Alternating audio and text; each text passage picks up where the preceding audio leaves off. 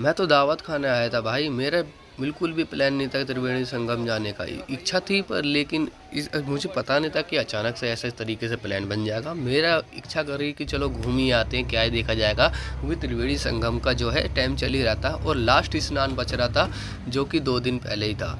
तो मुझे यहाँ से निकलता मैं और अगले दिन ही स्नान भी था लास्ट, जिसके बाद त्रिवेणी संगम का मेला ख़त्म। तो मैंने करा बैग पैक और मैंने निकल लिया भाई त्रिवेणी संगम के लिए बिना कुछ सोचे समझे। मेरे मम्मी पापा ने मना नहीं करा क्योंकि धार्मिक जगह पे जा रहा था घूमने फिरने, तो मम्मी पापा ने मना किया ही नहीं। और मम्मी से कहा हुआ कि बस आ जाऊँगा कल परसों में, मम्मी ने जाने दिया। भाई यहाँ पहले से ही बहुत ज़्यादा भीड़ लग चुकी है नई दिल्ली पुरानी रेलवे स्टेशन के लिए। 10 जनों ने कम से कम वो सब पूछ चुके हैं नई दिल्ली कौन सी जाएगी। भाई ये वाली प्लेटफार्म नंबर 1 ब्लू लाइन ये चलते भाई इसके अंदर। मैं आ जाता हूँ पुरानी दिल्ली, जहाँ से हमें अपनी ट्रेन पकड़नी थी। और यहाँ मैंने सरकार द्वारा प्रयागराज जाने वाले यात्रियों के लिए 1 नंबर का बंदोबस्त देखा, जो कि स्पेशल प्रयागराज जाने वाले यात्रियों के लिए ही यहाँ पे टिकट उपलब्ध हो रही थी। ये भाई साहब यहीं से 200 रुपये की टिकट मिल जाएगी। भीड़ देख रहे हो, मैं तो भाई यहीं से लूँगा मशीन से टिकट। मैं तो ये सोच के चला था कि लास्ट प्रयागराज मेला है तो भीड़ कम मिलेगी करके। तो भीड़ यहाँ पे इतनी ज़्यादा मिली, पुरानी दिल्ली रेलवे स्टेशन पे लाइन लगी पड़ी थी मतलब यात्रियों की बढ़िया करके कि उसमें संभालने के लिए पुलिस कर्मचारी बहुत सारे थे। और मैं वीडियो बना नहीं पाया तो।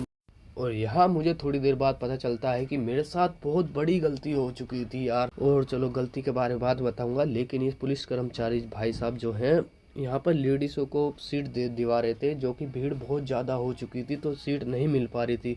तो लेडीज़ को पहले सीट दी गई, जेंट्स को उठाया गया, लेडीज़ को बिठाया गया। और यहाँ लेडीज़ों को सीट मिल भी जाती है भाई, मतलब पुलिस के कहने से भी जेंट्स लोग सीट छोड़ ही नहीं रहे थे भाई लेडीज़ों के लिए। बहुत मशक्क़त करनी पड़ी पुलिस वाले को, तब जाके जेंट्स ने सीट छोड़ी है लेडीज़ों के लिए।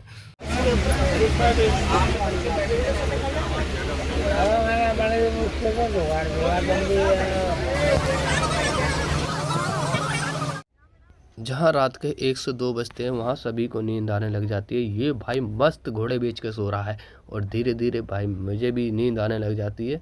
मैं भी अपने सोने की तैयारी कर ही लेता हूँ। और भाई जनरल डिब्बे में कहाँ सोने के लिए बेड ऐड मिलेगा, यहीं जैसे तैसे जो है नींद हम ले लेते हैं पैर पे पैर रख के।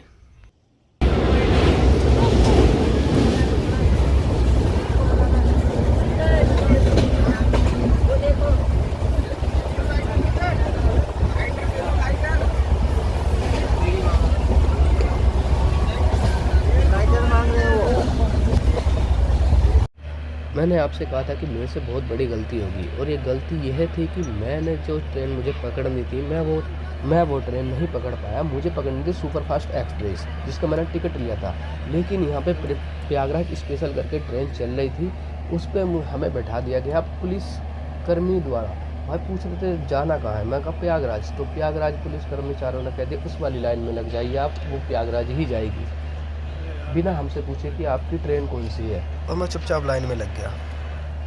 फाइनली भाई हम प्रयागराज वाले रेल से उतर चुके हैं। बहुत ज़्यादा टाइम लगाया भाई इस ट्रेन में इस प्रयागराज स्पेशल करके भाई इस ट्रेन ने जो हमारे बम लाल किए हैं, मतलब जो अब हम बैठे बैठे हमारे जो बम लाल हुए हैं ना, वो हद से ज़्यादा हुए हैं भाई। जो सफ़र हमारा 6 घंटे में होता, वो सफ़र इस ट्रेन ने 11 घंटे में पूरा करके दिया है भाई हमें। मतलब पूरा ऊब चुके थे भाई हम, बैठ बैठ के पक चुके थे एकदम। एक शख्स मैं ही नहीं था जो बोर हो रहा था, पूरी ट्रेन में जितने यात्री थे सब के सब बोर हो रहे थे, पूरे छींच चुके थे बोर हो के भाई। पूरे एकदम बस कह रहे थे बस पहुंच जाए प्रयागराज, आज के बाद नहीं आएंगे इस ट्रेन में।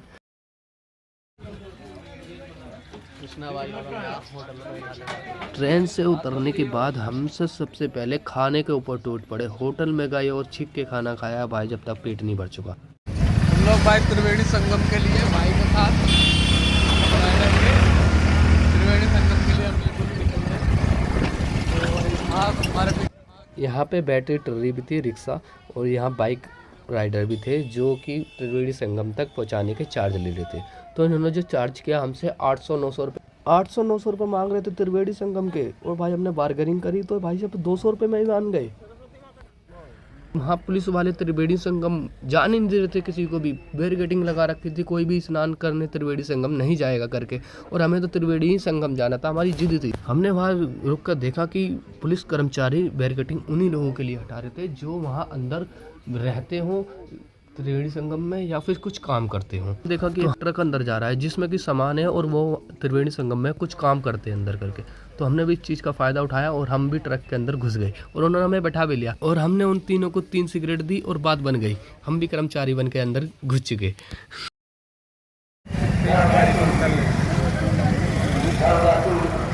संगम द्वार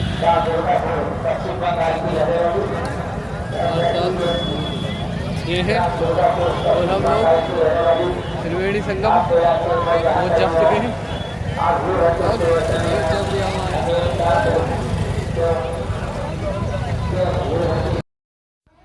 अब ये सोच रहे होंगे ये भाई कौन है, ये भाई है कृष्णा, और ये पुरानी दिल्ली से मेरे साथ प्रयागराज, वहीं हमारी पुरानी दिल्ली में बातचीत हुई और हमने तय किया कि हम लोग सारे साथ रह के प्रयागराज घूमेंगे और साथ रहेंगे, और इनकी बातचीत के दौरान हम इतने प्रिय मित्र हो गए कि अभी भी हमारी इनसे बात होती है। और हकीकत बात तो ये थी कि हम पुरानी दिल्ली में ही बिछड़ चुके थे, इतनी भागा दौड़ी और भीड़ के चक्कर में हम बिछड़ चुके थे, लेकिन प्रयागराज रेलवे स्टेशन उतरते ही हम दोनों फिर से मिल चुके। ये कुदरत का ही करिश्मा देखो। और मैं इनसे कोई भी कांटेक्ट नहीं ले पाया भीड़ भाड़ के चक्कर में, लेकिन फिर भी देखो हम मिल चुके थे।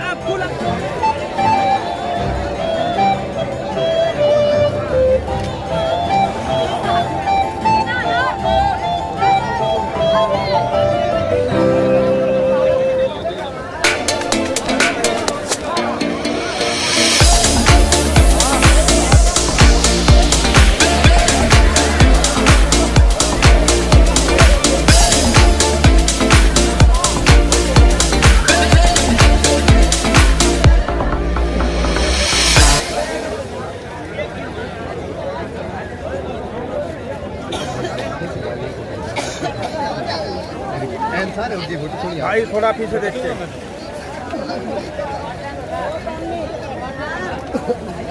साटो जी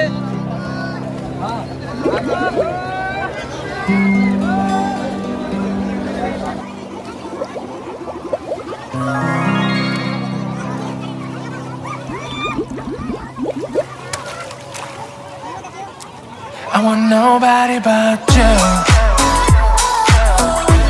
I want nobody but you. I want nobody but you.